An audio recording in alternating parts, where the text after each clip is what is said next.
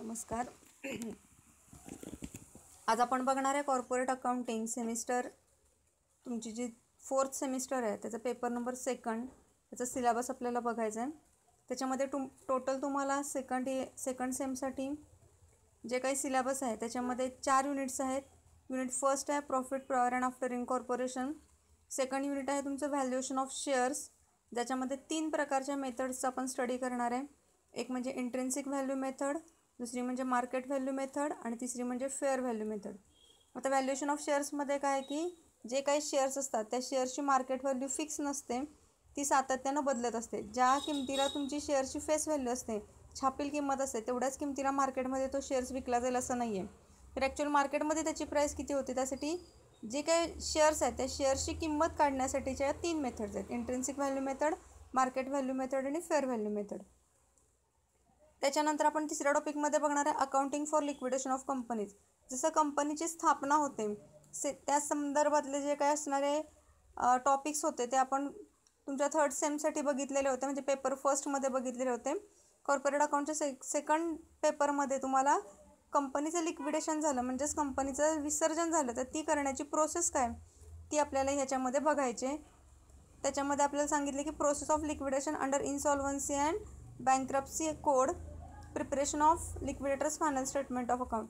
कशा पद्धतीनं इन्सॉल्व्हन्सी झाल्यामुळं किंवा कंपनीची देणी ही येण्यापेक्षा जास्त वाढल्यामुळं कंपनीचं लिक्विडेशन केलं जातं, किंवा कंपनी जर पैसे किंवा देणी देऊ शकली नाही तर त्यावेळेला कंपनीचं विसर्जन केलं जातं, किंवा काही वेळेला कोर्टाकडून आदेश मिळाल्यामुळं सुद्धा कंपनीचं विसर्जन केलं जातं. कुठल्याही पद्धतीनं जरी कंपनीचं विसर्जन करायचं म्हटलं, म्हणजे व्हॉलंटरी असू दे किंवा कंपल्सरी असू दे, ऐच्छिक विसर्जन केलेलं असू दे किंवा कोर्टाच्या आदेशाद्वारे कंपनीचं केलं जाणारे विसर्जन असू दे, दोन्ही पद्धतीमध्ये जी काही कंपनीची विसर्जनाची प्रक्रिया आहे ती सेमच आहे.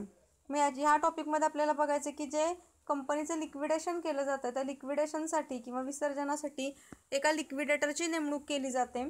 आणि हा जो काही लिक्विडेटर आहे तो लिक्विडेटर सगळ्या ज्या कंपनीच्या असेट्स असतात त्या सगळ्या असेट्स विकतो आणि त्याच्यातून कंपनीची असणारी जी काही देणी असतात ती देणी तो काय करतो, देतो. आणि ती देण्यासाठीचा जो का असणारा सिक्वेन्स आहे तो सिक्वेन्स तुम्हाला लिक्विडेटर्स फायनल स्टेटमेंट ऑफ अकाउंटमध्ये एक फॉर्मॅट आहे, त्या फॉर्मॅटमध्ये तो सिक्वेन्स सगळा दिलेला आहे आणि त्या क्रमानुसारच कंपनीची देणी ही काय केली जातात तर भागवली जातात. ते आपल्याला ह्या टॉपिकमध्ये बघायचं आहे. त्यानंतर 4th जो टॉपिक आहे तो 4th टॉपिक हा पूर्णपणे तुमचा टॅली रिलेटेड आहे, की ज्याच्यामध्ये तुम्हाला प्रॅक्टिकली टॅलीचं जे वर्किंग आहे ते टॅलीचं वर्किंग आपल्याला याच्यामध्ये बघायचं आहे. आपल्याला 3rd सेमसाठी सुद्धा कॉर्पोरेट अकाउंटच्या पेपर फर्स्टला टॅलीचं वर्किंग 4थ्या टॉपिकमध्ये होतं. सेम त्याच पद्धतीनं या पेपरमध्ये सुद्धा 2nd पेपरमध्ये सुद्धा तुम्हाला काय तर टॅलीचं प्रॅक्टिकल वर्किंग आहे की जे इन्व्हेंटरी किंवा स्टोअर्स रिलेटेड आहे.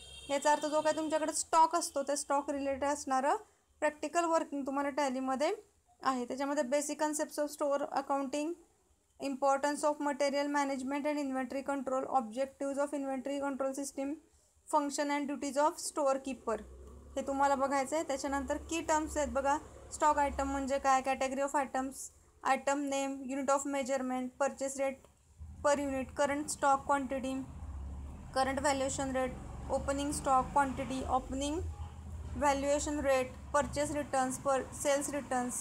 ह्या काही टर्म्स आहेत की ज्या टर्म्स आपल्याला त्या ठिकाणी बघायच्या आहेत, ज्या टॅलीमध्ये इन्क्लूड आहे, टॅलीच्या सॉफ्टवेअरमध्ये ह्या टर्म्स सगळ्या इन्क्लूड आहेत.